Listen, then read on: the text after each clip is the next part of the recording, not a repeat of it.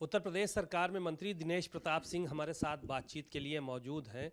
कुंभ का समापन हो चुका है, करोड़ों लोगों ने स्नान किया वहां पर, लेकिन राहुल गांधी नहीं गए। राहुल गांधी के क्षेत्र से ही दिनेश प्रताप सिंह आते हैं, उन्हीं का संसदीय क्षेत्र है और उत्तर प्रदेश सरकार में मंत्री हैं। सर, आपके सांसद कुंभ नहाने नहीं गए, क्या कहेंगे? उनके न जाने के पीछे क्या वजह मानते हैं? देखिए, यह देश राहुल गांधी को हिंदू नहीं मानता है।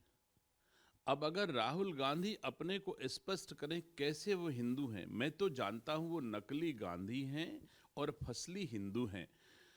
जब कभी वोट की जरूरत पड़ती है तो वो तिलक भी लगा लेते हैं, उल्टा जनेऊ भी पहन लेते हैं, और जैसे ही खत्म हो जाता है, चुनाव का समय खत्म हो जाता है, वो टोपी पहन लेते हैं। तो इतनी दुख की बात है कि ये आदमी किस तरह से रंग बदलते हैं। तो भारत के लोगों के बीच में यह अविश्वास है कि वो हिंदू नहीं है। और भारतीय संस्कार संस्कृति के लोग इस चीज़ को भली भांति जानते हैं कि फिरोज का नाती किसी दशा में हिंदू नहीं हो सकता, अंतानिया माइनो का बेटा किसी दशा में हिंदू नहीं हो सकता है। और राहुल गांधी अपने को हिंदू कहें तो चूंकि हमारा भारत सहिष्णु है, हमारा सनातन धर्म सहिष्णु है, हम सबका साथ सबका विकास की अवधारणा पर विश्वास करते हैं, इसलिए हम राहुल गांधी का सम्मान करते हैं, इसमें कोई दो राय नहीं है। लेकिन राहुल गांधी वोट भी लेंगे और गाली भी देंगे धर्म को, हमारे सनातन धर्म को, हिंदी को, हिंदुत्व को, हिंदुस्तान को। तो नहीं समझते कि अब भारतवासी इसको किसी दशा में स्वीकार करेंगे।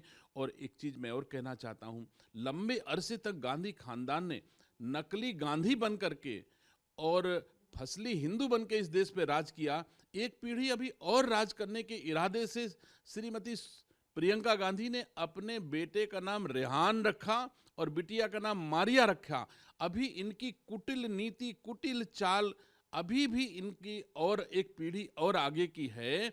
तो वैसे तो मैं, बच्चे भगवान का स्वरूप होते हैं, मैं शुभकामनाएं प्रियंका गांधी के बच्चों को देता हूं, लेकिन दुख इस बात का है कि अगर तुम हिंदू होते तो हिंदू जैसे नाम अपने बच्चों के रखते कि ना रखते, आप हमको बताइए। हमारे बच्चों का अथवा किसी हिंदू के बच्चे का नाम रेहान नहीं हो सकता किसी दशा में, जो उन्होंने रखा है।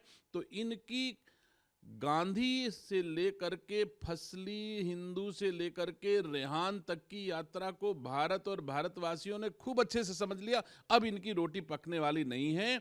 अब महाकुंभ ने दिखा दिया कि हमारी शक्ति कितनी है। पूरी दुनिया में सनातन धर्मावलंबी इकट्ठा होकर के दिखा दिए कि 65 करोड़ मतलब आधा हिंदुस्तान खड़ा हुआ है। और जो घर में होंगे, मैं नहीं समझता कि वो अगर मिला लिया जाए तो लगभग 100 करोड़ हिंदुओं ने स्नान किया। अगर किसी का बेटा आया होगा तो पिता घर में हो, पिता आया होगा तो बेटा आया होगा। अगर इसको हम जोड़ देते हैं, एक से एक को जोड़ देते हैं, तो सारा हिंदुस्तान हमारे महाकुंभ में स्नान कर गया। अब इससे बड़ी ताकत कुछ और नहीं है जो इस आस्था को, जैसे राहुल गांधी जी राम मंदिर नहीं गए, राहुल गांधी जी गंगा में स्नान करने गए, राहुल गांधी की अम्मा ने सुप्रीम कोर्ट में राम सेतु की ना होने का हलफनामा दाखिल कर दिया।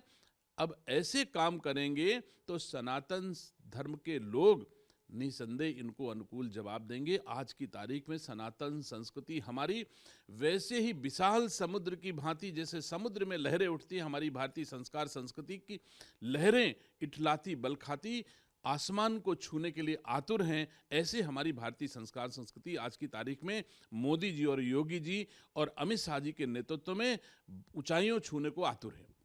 सवाल ये था कि मुख्यमंत्री जी ने कुछ दिन पहले कहा था कि जिसने जो तलाशा कुंभ में उसको वो मिला। किसी को गंदगी मिली, किसी को लाशें मिली, किसी को सफाई मिली, किसी को भगवान मिले, किसी को श्रद्धा मिली और किसी को कुछ नहीं मिला। तो इस तरह के बयान आए थे। गंदगी को लेकर मुख्यमंत्री का जो बयान आया था उस पर अखिलेश यादव ने पलटवार किया, कहा कि एनजीटी को गंदगी मिली थी गंगा में तो उन्हीं को मुख्यमंत्री ने स्वर कहा, यानी कि केंद्र के लोगों को कहा होगा। अब देखिए, गुमराह करने के लिए कुछ भी बोला जा सकता है, सस्ती लोकप्रियता पाने के लिए कुछ भी बोला जा सकता है। हम इस बात को भली भांति जानते हैं, राजनीतिक लोग अपने से बड़े नेता का नाम लेकर के स्वयं पुष्पित पल्लवित होने के भाव रखते हैं। ऐसे ही इतने बड़े महाकुंभ पर अगर अखिलेश यादव जी कुछ ना बोलें तो उनका नाम लेवा कोई नहीं रहेगा, इसलिए उनको कुछ ना कुछ बोलना था। एनजीटी ने कहाँ कह दिया है?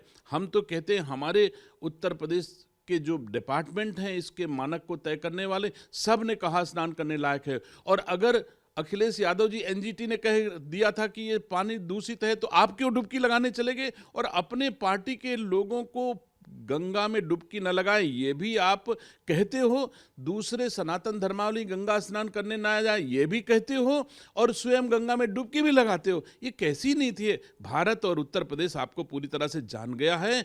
अब ये काट की हांडी बार बार चढ़ने वाली नहीं है। चलिए, शुक्रिया। आपने दिनेश प्रताप सिंह को सुना। उत्तर प्रदेश सरकार में मंत्री हैं। राहुल गांधी पर और अखिलेश यादव पर, दोनों पर उन्होंने जमकर कटाक्ष किया। कैमरामैन मेहदी हसन के साथ सीमा अब नकवी, भारत समाचार, लखनऊ।